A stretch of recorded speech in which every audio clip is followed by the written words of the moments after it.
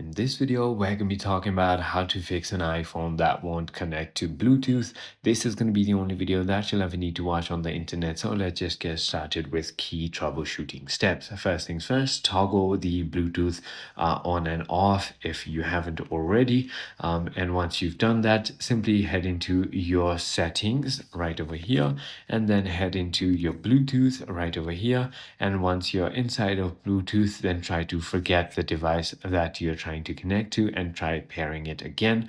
Also, try to reset your network setting. You can simply go ahead and do that by heading into your settings and then into your general, and then heading into your finally scrolling down and clicking on transfer reset iPhone.